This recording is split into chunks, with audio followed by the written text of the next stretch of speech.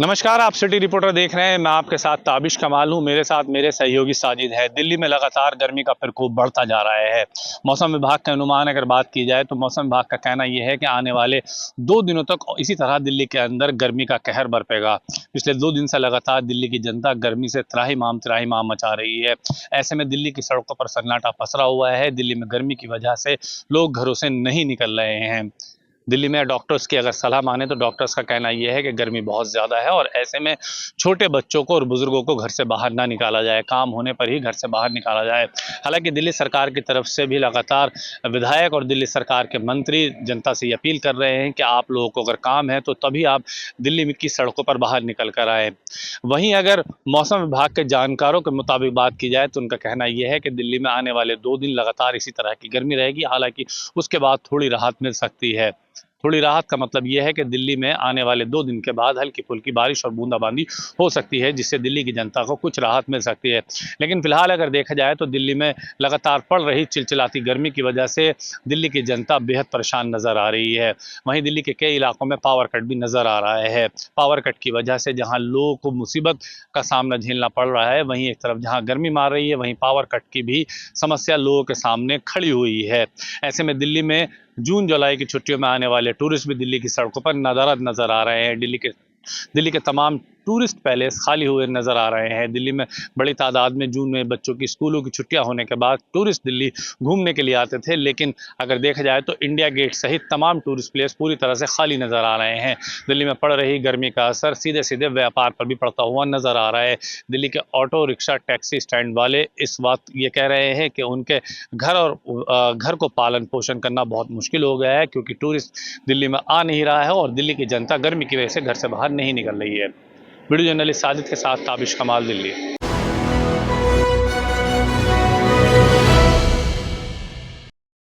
नमस्कार, आप देख रहे हैं सिटी रिपोर्टर। मेरे साथ मैं हूं संदीप गोयल।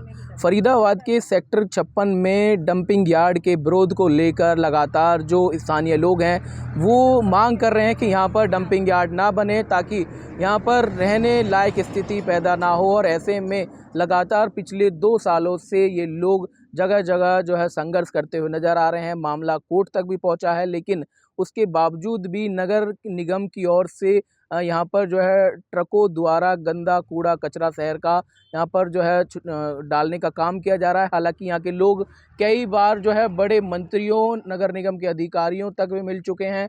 पिछले बार 6 महीने तक जो है कड़ाके की ठंड में बैठकर यहाँ के लोगों ने धरना दिया और यह मांग की कि सरकार इस फैसले को वापस ले और जो यहाँ पर डंपिंग यार्ड बनाने का फैसला था उसको रोकने का काम करे। लेकिन इस मामले को लगातार जो है 2 साल का समय हो चुका है, लेकिन उसके बावजूद कोर्ट में मामला है। उसके बावजूद भी नगर निगम के जो डंपर ड्राइवर हैं वो यहाँ पर कूड़ा डालने का काम कर रहे हैं। एक बार फिर अब इन लोगों ने यहाँ पर जो है धरना शुरू कर दिया है और करीब 6 दिनों से कंटिन्यूस गर्मी में यहाँ पर बैठकर धरना प्रदर्शन कर रहे हैं और यही मांग कर रहे हैं कि यहाँ पर जो कूड़ा है वो ना डाला जाए, ताकि यहाँ के लोगों को आने वाले समय में कैंसर जैसी बीमारी या फिर कि यहाँ पर पॉल्यूशन और जो गंदगी की बू है वो इनके घरों तक पहुँचती है। फरीदाबाद का ये 56 सेक्टर काफ़ी पॉश सेक्टर जो है बनता जा रहा है और ऐसे में लोगों ने जो मकान बनाए हैं वो काफ़ी अच्छी कीमत के हैं और काफ़ी पैसा लगाने के बाद अब इनसे कहा जा रहा है कि आप यहाँ पर क्यों रहते हैं, जबकि ये पिछले 2 सालों से लगातार इस मांग की संघर्ष कर रहे हैं। कृष्णपाल से लेकर कैबिनेट मंत्री तक जो है सभी के दरवाजे पर जा चुके हैं, लेकिन बीच बीच में ज़रूर आश्वासन मिले कि यहाँ पर कूड़ा नहीं डलने दिया जाएगा। लेकिन आज नौबत ये पहुँची है कि अब यहाँ पर कूड़ा डालने की प्रक्रिया शुरू हो चुकी है और लगातार जो डंपर हैं जो कूड़ा कचरा लेकर वो पहुँचने लगे हैं। और अब लोग इस भरी गर्मी में, जहाँ टेम्परेचर 44 डिग्री तक जा चुका है, अब इस गर्मी में भी यहाँ पर बैठने को मजबूर हैं और सरकार प्रशासन से यही गुहार लगा रहे हैं कि यहाँ पर कूड़ा कचरा ना डाला जाए। अब देखने वाली बात ये होगी कि मामला कोर्ट में है और उसके बावजूद भी अगर नगर निगम इस तरह की कार्रवाई को अंजाम देता है तो क्या कोई बड़ा फैसला नगर निगम के खिलाफ लिया जा सकता है। सहयोगी राकेश के साथ संदीप गोयल, योग 24/7 न्यूज़, फरीदाबाद।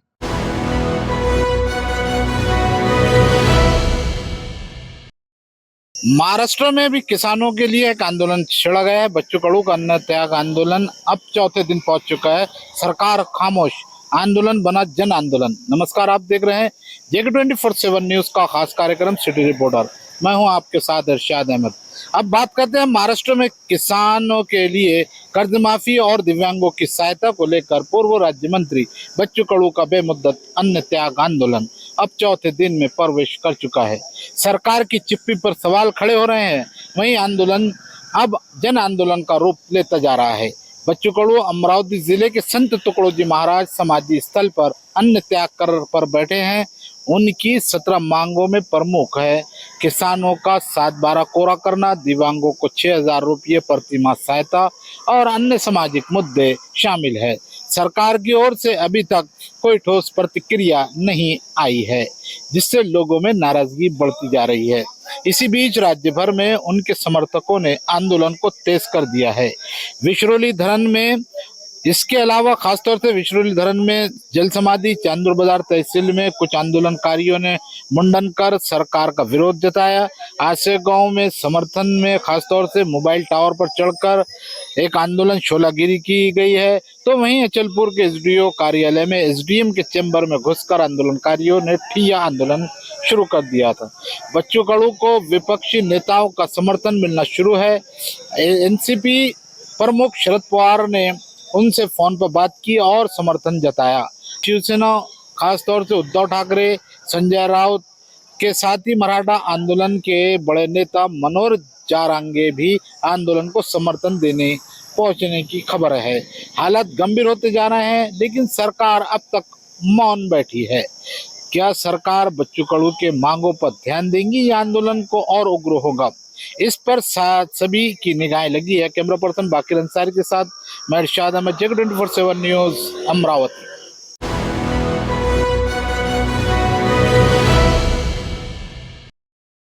नमस्कार दोस्तों, स्वागत है आपका हमारे विशेष प्रोग्राम सिटी रिपोर्टर में। और मैं देहरादून से धीरेन्द्र प्रताप सिंह आपके सामने हाजिर हूँ बड़ी खबर लेकर के। उत्तराखंड कैबिनेट की आज बैठक मुख्यमंत्री पुष्कर सिंह धामी की अध्यक्षता में संपन्न हुई, जिसमें लगभग सभी मंत्रिमंडल के सहयोगियों ने भाग लिया और कई सारे प्रस्तावों पे मुहर लगी। 6 प्रस्ताव जो बेहद अहम है राज्य के लिए, उनकी चर्चा अगर करें तो आसन नदी बैराज का बाढ़ परिक्षेत्रण अधिनियम 2012 के तहत जो शासनादेश लागू होना था उसको लागू कर दिया गया है। आसन नदी के शुरुआती भट्ठा फॉल से लेकर के आसन बैराज तक कुल 53 किलोमीटर के इलाके को बाढ़ क्षेत्र घोषित किया गया है और इन इलाकों में अलग से विकास की परियोजनाएं बनाई जाएंगी। इसके साथ ही पीडब्ल्यूडी के कुल 5 निरीक्षण भवनों को पीपीपी मोड पे चलाने का फैसला सरकार ने लिया है और इन निरीक्षण भवनों को, जिसमें उत्तरकाशी, दुगलबिट्टा, ऋषिकेश आदि के स्थान शामिल हैं, इनको विश्वस्तरीय गेस्ट हाउस के तौर पे विकसित किया जाएगा। इस तरह के कई अन्य मामलों पे उत्तराखंड कैबिनेट ने अपनी सहमति दी है, जिसमें रिस्पना और बिंदाल नदियों के बाढ़ क्षेत्र को चिन्हित करना था, जिसका चिन्हीकरण किया जा चुका है और उसकी भी अधिसूचना जारी की गई है। इसके तहत रिस्पना और बिंदाल नदियों के बाढ़ क्षेत्र घोषित इलाकों में एसटीपी का निर्माण और बिंदाल और रिस्पना पे एलिवेटेड रोड के निर्माण के लिए जो महत्वपूर्ण आवश्यकताएं थी उस पर भी कैबिनेट ने अपनी मुहर लगा दी है, जिसके तहत कई सारे निर्माण कार्य होने हैं जो आने वाले समय में शहर की सूरत को बदल के रख देंगे।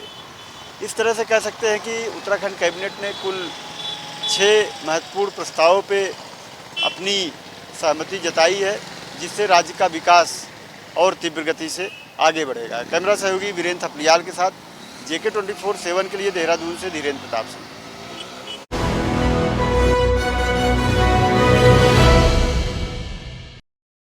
नमस्कार, आप देख रहे हैं हमारा खास कार्यक्रम सिटी रिपोर्टर। में हूं धनराज गर्ग, राजधानी देहरादून से, और बात करेंगे उत्तराखंड के मौसम की, क्योंकि उत्तराखंड के मौसम लगातार बदला हुआ नज़र आ रहा है और जो मानसून है वो आज कहीं ना कहीं दस्तक दे चुका है। क्योंकि मानसून देखिएगा इस बार कहीं ना कहीं 10 दिन पहले मानसून उत्तराखंड के अंदर दस्तक दे चुका है, क्योंकि माना जाता है कि 15 जून से ही कहीं ना कहीं मानसून उत्तराखंड के अंदर दस्तक देता है, लेकिन इस बार यानी कि 11 तारीख को ही मानसून दस्तक दस्तक दे चुका है। और तो इससे देखा जाए कि जो उत्तराखंड की जो सड़कें हैं वो आज पानी से कहीं ना कहीं भरी हुई नज़र आ रही थी, क्योंकि कहीं ना कहीं एक तरीके से कहा जा सकता है कि मानसून की पहली बारिश ने ही नगर निगम की पोल खोल कर रख दी, क्योंकि बड़े बड़े दावे नगर निगम के द्वारा किए गए थे। नगर निगम के जो अधिकारी हैं वो बड़े बड़े दावे करते हैं कि उत्तर राजधानी देहरादून के अंदर जितनी भी नालियाँ हैं या फिर नदियाँ हैं उनको पहले से ही साफ कर लिया गया है, मानसून की तैयारी पहले से ही कर ली गई है। लेकिन आज जब मानसून की पहली बारिश राजधानी देहरादून में बरसती हुई नजर आई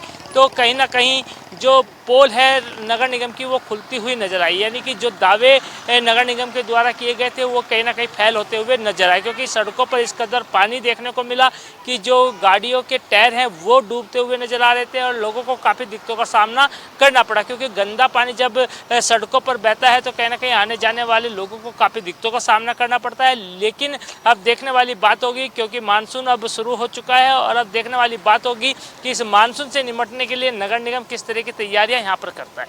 कैमरा सहयोगी वीरेंद्र थपलियाल के साथ धनराज गर्ग, JK24/7 न्यूज़, देहरादून।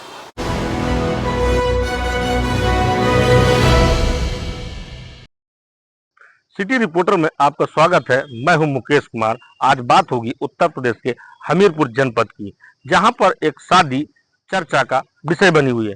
यह शादी आम इंसानों की न होकर एक कुत्ता और कुतिया की है। जी हां, यह पूरा मामला हमीरपुर जनपद के मुस्करा थाना क्षेत्र के छानी बांध गांव का है, जहां के महंत ने अपने एक कुत्ते की शादी, जो उनका पालतू कुत्ता था, वहीं गोहांड ब्लॉक के एक महंत की कुतिया से तय करी है। आपको बता दें कि दूल्हे का नाम सेवानंद है, वहीं कुतिया का नाम विचित्रता देवी है।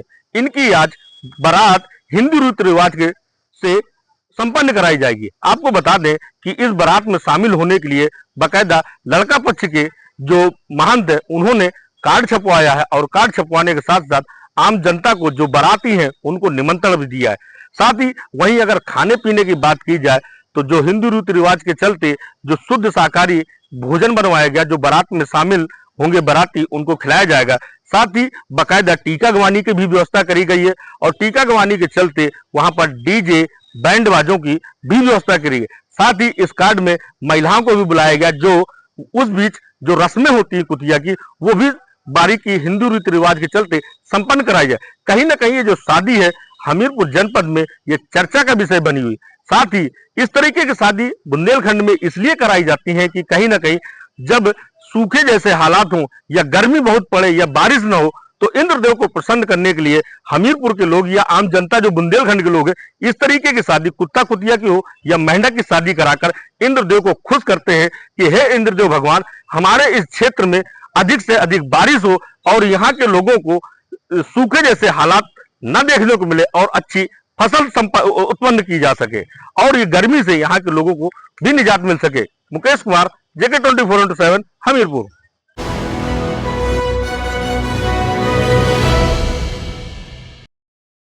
नमस्कार, मैं हूं प्रहलाद गुप्ता और आप देख रहे हैं JK24/7 न्यूज के बेहद खास प्रोग्राम सिटी रिपोर्टर।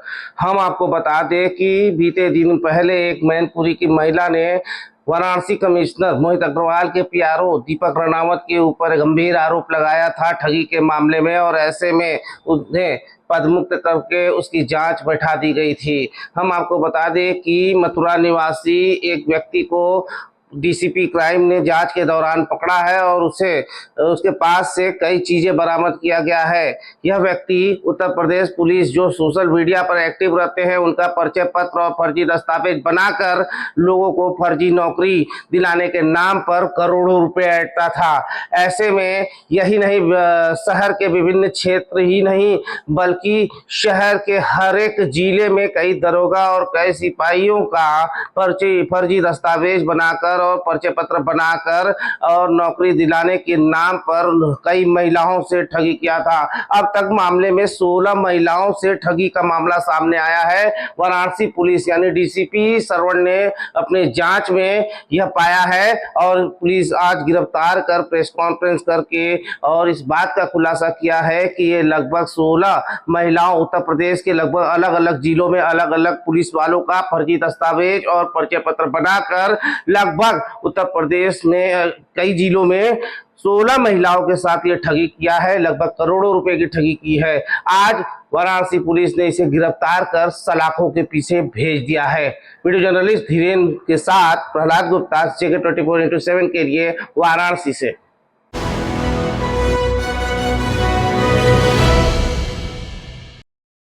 नमस्कार, आप देख रहे हैं JK न्यूज का खास कार्यक्रम सिटी रिपोर्टर और पीलीभीत की बड़ी खबर को लेकर के मैं हूं आपके साथ ऋतिक द्विवेदी। पीलीभीत में किसान पर हमले के बाद बाघ की लोकेशन तलाशने में जुटे रेंजर और वन कर्मी बाल बाल बच गए हैं। बताया जा रहा है खेत में छिपा बाघ रेंजर और वन कर्मियों पर ही झपट पड़ा। वन कर्मियों ने शोर शराबा करके बाघ को वहां से भगाया और अपनी जान बचाई है। इसके बाद टीम ने जाल लगाकर क्षेत्र को सुरक्षित किया है।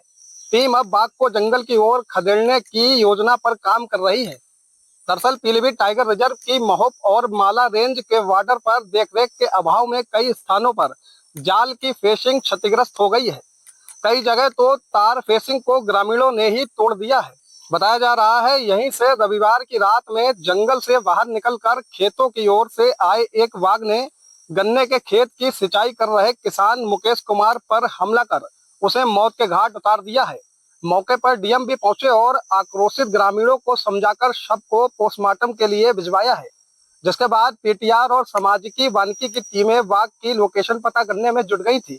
बताया जा रहा है माला रेंजर रोबिन कुमार सिंह 3-4 वनकर्मियों के साथ घटना स्थल के पास के खेतों में बाघ के पगचिन्ह तलाश रहे थे।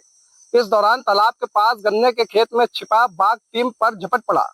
बाघ को करीब 30 कदम दूरी पर अपने सामने देखकर वनकर्मियों के होश उड़ गए। जैसे तैसे टीम ने खुद को संभाला, हाथ में थमे डंडों को दिखाकर शोर शराबा किया। इस पर बाघ वहां रुक गया। इसके बाद वनकर्मी सुरक्षित स्थान पर पहुंचे हैं और अपनी जान बचाई है। टीम ने बाघ की मौजूदगी वाले स्थान के आसपास जाल लगाए हैं। इसके अलावा ड्रोन कैमरे से भी बाघ की निगरानी की जा रही है। दरअसल बाघ की मौजूदगी जंगल से करीब 150 मीटर पर है। बीच में एक नहर है। ऐसे में अफसरों ने जंगलों की सीमा पर लगी जाल फेसिंग को हटाकर बाघ को खदेड़ने की योजना बनाकर निगरानी शुरू की है। डीएफओ मनीष सिंह ने बताया है कि टीमें सतर्क हैं, जंगल नजदीक है। ऐसे में बाघ को सुरक्षित तरीके से जंगल की ओर खदेड़ने के प्रयास किए जा रहे हैं। हालांकि लगातार एक के बाद एक बाघ के हमले की घटनाएं सामने आ रही हैं। ऐसे में जो ग्रामीणों का आक्रोश है वो भी देखने को मिल रहा है। डीएम अब मौके पर पहुंचे हैं इस घटना के बाद और ग्रामीणों को आश्वासन दिया है कि जल्द ही वह टाइगर अटैक जो हो रहे हैं गांव में उस पर रोक लगाएंगे और कहीं ना कहीं तार फेसिंग की भी निर्देश जारी किए गए हैं ताकि दोबारा जंगल से निकलकर बाघ ग्रामीणों पर हमला ना कर सके। हालांकि अब देखने वाली बात होगी कि वन विभाग किस तरीके से ये कार्रवाई करता है और बाघ को खदेड़ कर जंगल तक पहुंचाता है और कैसे ग्रामीणों को बाघ के हमले से सुरक्षित रखता है। वीडियो जर्नलिस्ट कपिल गुप्ता के साथ मैं Hrithik Dwivedi, JK 24x7 news Pilibhit.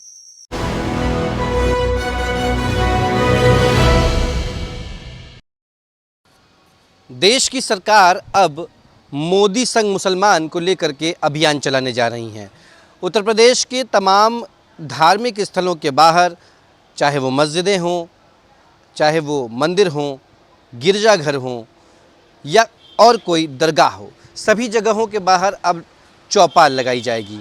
यह चौपाल होगी जिसमें नरेंद्र मोदी के 11 साल पूरे होने पर देश के प्रधानमंत्री एवं सेंट्रल गवर्नमेंट के कामों को लोगों को पहुंचाया जाएगा। खासकर अल्पसंख्यकों को लेकर के किस तरीके से भारतीय जनता पार्टी सजग है, इस बात को रखा जाएगा। वक्फ बोर्ड संशोधन, 3 तलाक को लेकर के लोगों के बीच जाया जाएगा, चौपाल लगाई जाएगी। खासकर ये चौपालें धार्मिक स्थलों के बाहर होंगी, उसमें मंदिर, मस्जिद, गिरजाघर सभी आ गए। इन सभी के बाहर चौपाल लगाई जाएगी। साफ तौर पे 2029 से पहले, 2027 से पहले यह मिशन है कि किस तरीके से अल्पसंख्यक समाज को अपनी ओर किया जाए। भारतीय जनता पार्टी रणनीति के साथ चुनाव लड़ती है। उत्तर प्रदेश में आने वाले समय में 2027 में चुनाव है और किस तरीके से इस चुनाव में अल्पसंख्यक समाज को साधा जाए, इसको लेकर के लगातार कवायद चल रही है। अब अल्पसंख्यकों को जोड़ने के लिए मुसलमान संग मोदी का एक अभियान चलाया जा रहा है, जिसमें देश भर में चौपालें लगाई जाएंगी। वो बूथ लेवल पे होंगी, जनपद के स्तर पे होंगी और सभी मंडल स्तर पे होंगी, जिसमें 3 तलाक के मुद्दे को, वक्फ संशोधन बिल के मुद्दे को, लोगों तक पहुंचाया जाएगा और मोदी सरकार की योजनाएं बताई जाएंगी। इसमें इन कार्यक्रमों में खासकर जो शहीद हुए हैं उनको सम्मान दिया जाएगा, जो शहीद हो गए हैं उनको, उनके परिवार वालों को बैठा करके बात होगी, उनके द्वारा बताई गई योजनाएं बताई जाएंगी और साथ ही साथ जो मेधावी छात्र हैं उनको भी सम्मान दिए जाने की बात कही जा रही है। हालांकि मोदी संग मुसलमान कितने हैं ये तो 2027 में पता चलेगा, लेकिन उसके पहले भारतीय जनता पार्टी अपनी रणनीति से ये तय करना चाहती है कि अल्पसंख्यक समाज भी भारतीय जनता पार्टी के साथ है। वीडियो जर्नलिस्ट किशन के साथ गौरव पांडे, JK24/7 न्यूज़, लखनऊ।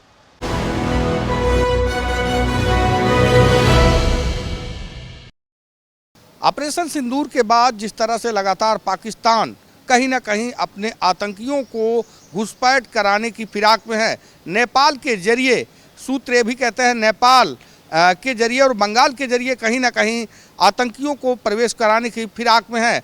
हालांकि लगातार एजेंसियों को इनपुट मिले हैं और शायद यही वजह है, इनपुट के आधार पर लगातार जो बॉर्डर की पुलिस है और जो केंद्रीय सुरक्षा बल हैं वो लगातार समन्वय स्थापित करके हर एक सुरक्षा मानक को स्थापित किया गया है। लगातार जिस तरह से नेपाल के जो एरिया है, उत्तर प्रदेश के कई ऐसे जनपद हैं जो नेपाल से जो इलाका है वहाँ से पूरे इलाके में आवाजाही की जाती है, तो ऐसे में कहीं ना कहीं उत्तर प्रदेश पुलिस भी पूरे मामले को लेकर सतर्क है और शायद यही वजह है कि अमिताभ यश जो ADG लाइन ऑर्डर है उनके तरफ से विशेष निर्देश दिया गया है कि जो स्थानीय पुलिस है वो केंद्रीय सुरक्षा एजेंसियों यानी जो बॉर्डर की पुलिस है, जो केंद्रीय एजेंसियां हैं उनके साथ समन्वय स्थापित करते हुए हर एक सुरक्षा के मानक को पूरा किया जाए और जो भी सुरक्षा के निर्देश हैं वो अक्षर सा पालन किया जाए। शायद यही वजह है कि लगातार एजेंसियों की सतर्कता और कहीं ना कहीं उनकी तत्परता कह लीजिए, इसके चलते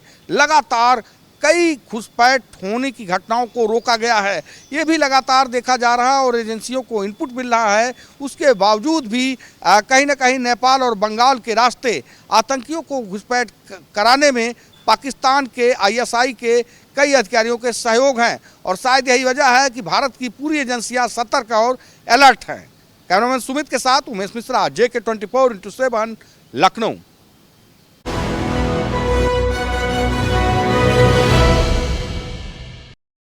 रिपोर्टर मैं हूं मनीष कुमार। इस वक्त जो है बिहार में जो है आपराधिक गतिविधि थमने का नाम नहीं ले रहा है। अभी अभी जो है पटना के अंदर जो है 2 लोगों को जो है दिन दहाड़े जो है गोली मारी गई, जिसमें एक की मौके पर मौत हो गई और एक को जो आनंद फानन में जो है अस्पताल ले जाए गए हैं। कहीं ना कहीं जो है सुशासन बाबू की जो सरकार पर जो है सवालिया निशाना जो है विपक्ष जो है बार बार आरोप लगा रहे हैं कि बिहार में जो है आपराधिक गतिविधियां जो है काफी तेज हो रही है। प्रशासन के नाक के नीचे जो है अपराधी लगाम हो गए हैं। अपराधी गतिविधि रुकने का नाम ही नहीं ले रहा है। अभी जो बिहार में जो हाल ही में अगर राजनीतिक चुनाव परिवेश पर अगर मैं चर्चा करूं तो यहाँ पर जो है बीजेपी के नेता ने जो है खुलासा कर दिया है कि जो चिराग पासवान है वो मुख्यमंत्री बनेंगे। कहीं ना कहीं नीतीश कुमार पर जो है कटाक्ष किए हैं। अब ये साबित हो रहा है कि जो 2020 में जो चुनाव हुआ था तो जहां जदयू के कैंडिडेट खड़ा हुए थे तो उस वहां जो है चिराग पासवान ने अपना कैंडिडेट खड़ा किए थे, जिससे जो है जदयू को जो है खास करके नीतीश कुमार की पार्टी को जो है काफी नुकसान झेलना पड़ा था। लेकिन अभी जो है जैसे 2043 से सीटों का जो है चिराग पासवान ने ऐलान किया है तो राजनीतिक में जो है घमासान मच गया है। अब विपक्ष ये आरोप लगा रहे हैं कि कहीं ना कहीं जो ये जो घोषणा जो चिराग पासवान किए हैं तो बीजेपी के इशारों पर किए हैं। अब NDA गठबंधन में जो है खलबली जो है मचा हुआ है कि आखिर जो मुख्यमंत्री का चेहरा जो है कौन होगा, या चिराग पासवान होंगे या तो नीतीश कुमार ही रहेंगे। लगातार जो है आप लोग देख रहे हैं कि जदयू और बीजेपी की सरकार जो बिहार में 20 वर्षों से है, तो बिहार में क्या सब हुआ, क्या सब बाकी है, या कहीं किसी से छुपा हुआ नहीं है। अभी जो है आज जो है पटना के अंदर जो है जो राजद सुप्रीमो जो लालू प्रसाद यादव है उनका जो है 78वां जन्मदिन जो है कार्यकर्ताओं द्वारा जो है मनाए जा रहे हैं। खास करके अगर जो है बिहार के में अगर देखा जाए तो बिहार के जो दलित वंचित जो लोग हैं उनको जो आवाज जो देने का जो काम जो लालू प्रसाद यादव किए थे, आज उनका जो है आदेश आया है कि जो गरीब लोग है, जो दलित लोग है, दलित के बस्ती में जाकर आप लोग जो है उनको जो भोजन कराए और जो मेरे बारे में जो है चर्चा करे और केक काटे। जहां पर जो देखने को मिल रहा है कि हर जगह जो है लालू प्रसाद यादव का जो है जन्मदिन जो है कार्यकर्ता जो है काफी हर्षोल्लास के साथ में जो है मनाए रहे हैं। आप देख रहे हैं सिटी रिपोर्टर में अपने सहयोगी कैमरामैन के साथ समस्तीपुर बिहार से।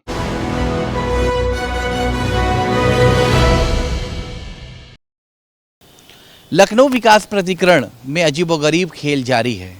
सील इमारतें खुल चुकी हैं और ख़ास तौर पे जो अवैध इमारतें हैं उनको संरक्षण दिया जा रहा है।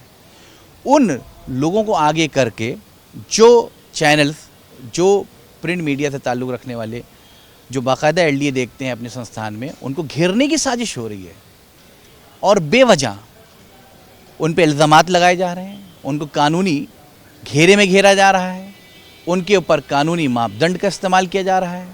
मगर ख़ास तौर पे अगर पड़ताल की जाए विहित प्राधिकरण की अदालतों की, तो वो सारी इमारतें अवैध हैं। उनको नोटिस इशू हैं, सीलिंग के आदेश हैं, ध्वस्तीकरण के आदेश हैं। मगर इसी तरीके से जो ख़ास तौर पे भ्रष्टाचार पे काम करता है, जो भ्रष्टाचार को उजागर करता है, जो इस कॉकस को तोड़ता है, अवैध बिल्डर्स की, और वो जो एजेई इस कॉकस के हिस्सा हैं, जो अवैध निर्माण कराते हैं, उनके कॉकस को अगर तोड़ते हैं तो जाहिर सी बात है उनको घेरने का प्रयास करते हैं। मगर जो संस्थान, मीडिया हाउसेस, वो जो पत्रकार बाकायदा एलडीए देखते हैं लखनऊ विकास प्राधिकरण, या अवैध निर्माण के खिलाफ मुहिम चलाते हैं, उनको लाख घेरने की कोशिश करें, मगर वो इन साजिशों में फंसने वाले नहीं हैं। वो लगातार खबरें दिखाते रहेंगे और इनके भ्रष्टाचार को उजागर करते रहेंगे। वो रुकने वाले नहीं, क्योंकि जो सत्यता है वो सबके सामने आएगी।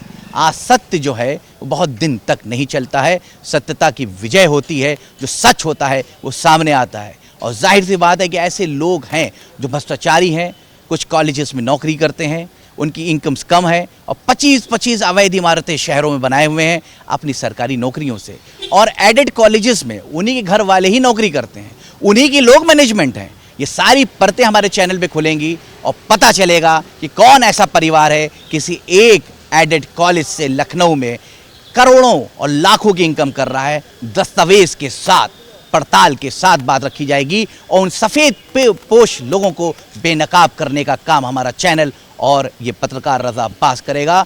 और सिटी रिपोर्टर में ये एक अहम बात है, बहुत इंपॉर्टेंट बात है।